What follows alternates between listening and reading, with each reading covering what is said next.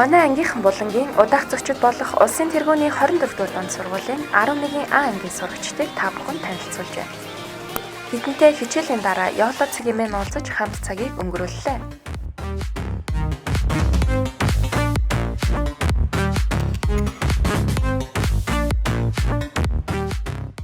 Манай ангийн зөв дадлын хэмжээс анхны замжилтын баг, зүүн баг, эрүүл мэндийн баг, араас бидний хамт баг хаваатаа энэ зохион байгуулалтанд үйл ажиллагаа явуулж амжилттай байна.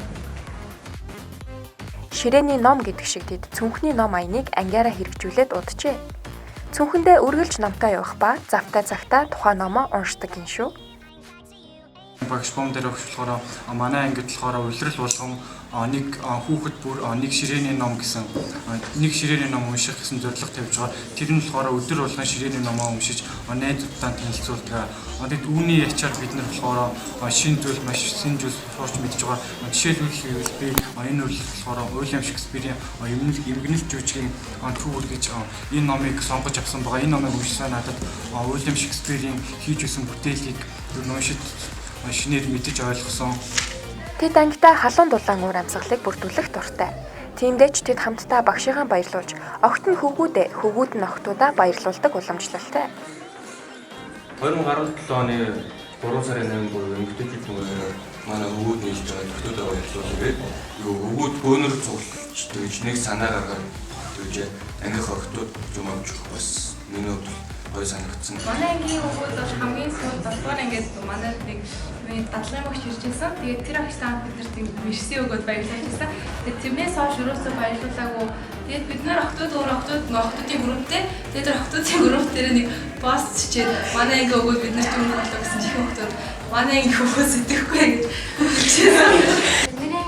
Үнэчлэн хийсэн багшийн манд төсөөлөл болохоор 14 оны үеэс болохоор эхлээд тогтоцтойгоо яриад дараа нь англи-тэрээр банертайгаа зөв ярьж байгаа энэхүү төсөөлөл хийсэн байгаа. Тэр үед багшаагаа анхны төлөвлөсөөр ангиар авсан. Баярын төлөвлөсөн. 11 А анги нь бильярдын дэлхийн аварга, бүжгийн дэлхийн аварга гээд урлаг спорт нэг мэдхүүр манлайлсан олон сурагчтай.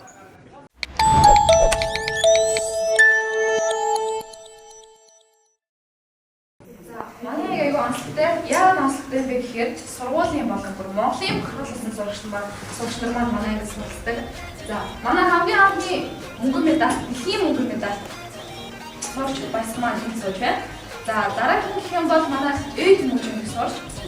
Тэр болохоор дэлхийн мөнгөн медаль, гүйл медалийн төлөө Монголд хамгийн анх ирсэн сурагч маань манай ангид суралцдаг. Одоо хамттай байхгүй байна. За дараагийн гэх юм бол дэлхийн тусгай барьж орсон. За цэнгийн бүжгийн төлөөр уйггүй хичээлдээ сурагчид маань суралцдаг. Баавууд орж дэлгэр датай золбоор нар юм аа. За мөн гар зургийн төлөөр бас одоо Оросын холбооны улс, Япон зэрэг улсаас одоо шагнал авч ирсэн сурагч нар маань энэ сууж байна. Ингчэнгоо за яаж байгаа. Үзэгч хүүхдүүд та бүхэнд уран болоосай. Спорт урлагаар хичээллэх шин санааг тэднээс аваасай гэсэндээ шагнал авсан зарим сурагчдын сэтгэлдлийг сонслоо. Сарбас хамаа 11 ангийн сурч байна. Би бүжгийн спортоор хичээлэх маш их дуртай. Өөрөө дунд ангиас эхлэн ардын бүжгээр хичээлсэн. Тэгээд ардын бүжгийн спортоор ингээд хүүхдийн урлагийн албаас алт мөнгөн медальтай байгаа. Самбай цоноо намайг дэлгэрүүлж байгаа. Би бүжгийн спортоор багаас хичээлж ирсэн байгаа. Тэгээд бүжгийн спортын даваа салсан нэг юм бол одоо хүнийг одоо зөв болгодог мөн одоо эрүүл чирээ зөв бэлтгэртэй болгодог. Сарнаваа наваад гэдэг. Би 13 онд хадаад явсан авгаас алтан медаль авсан байгаа. Энэ нь миний хамгийн үнэтэй медаль. Тэгээд хөл мөнгө сонирхолтой. Дараагийн сонирхолтой бол энэ бид хэдийгээр мөнгө ч гэсэн энэ миний хамгийн сүүлчийн тэмцээнээс учраас үнэтэй зүйл харигдаг юм байна. За би 11 ангийн сурч цэцэг жаргалаа. За би болохоор дунд ангиас эхлээд сагсан мөнгөний спортоор хичээлж гисэн ба. За сагсан мөнгөний алт спорт мөн хүрэл медальтай. За мөн сургуулийн шилдэг сурагч нийслэлийн шилдэг төгсөж гэхэд 7 шагнал урамшил төгсөн байгаа. Сарбас хамаа намайг бас гэдэг. Хамгийн хамгийн бол 2012 онд Гонконг гэсэн цэнгийн бүжгийн хэмжээнээс ирсэн хүү мөнгөн медаль байгаа.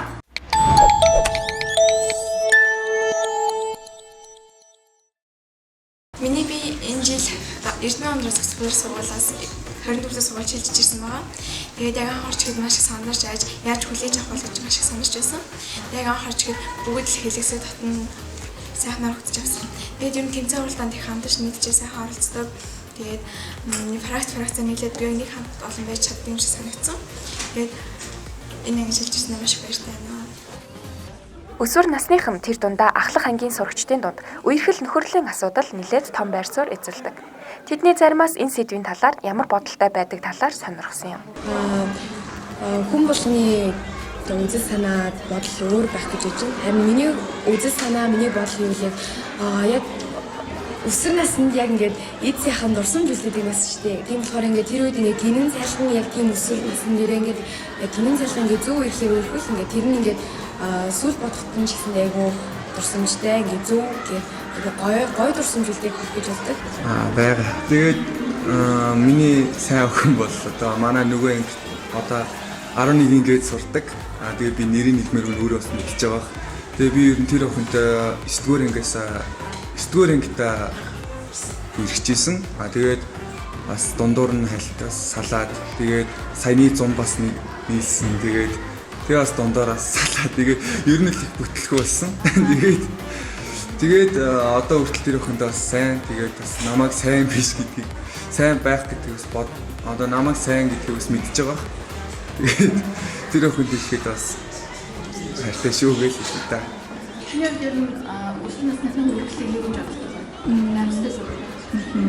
Байх ёстой зүйл гэж боддог. Яагаад гэвэл өсвөр наснд яг бидний энэ насн дээр бол угаасаа нөгөө бие физиологч гэсэн цаанаасаа яг нэгэндээ ингэж татагдчихийдэг. Тийм болохоор яг үерхэл гэдгийнхаа зэрэг гол зүйл нь гол утга учир нь миний бодлоор бол яг нэгээ дэмжихэд орчт юм болов гэж боддог. Нэг одоо хийж чадахгүй зүйлд нислдэг ч юм уу тий. Хэмжлэнгээ тэгэхгүй зүгээр ингээд хамт нийлжээл цагаа дэмий өрөөд идэг бол тэр бол үерхлийн нэр биш шүү дээ. Зүгээр ингээд яг энэ үе дээрээ бол хэрэгцээтэй зүйлээрээ би бинээ дэмжих нь л яг үерхэл байх гэж боддог.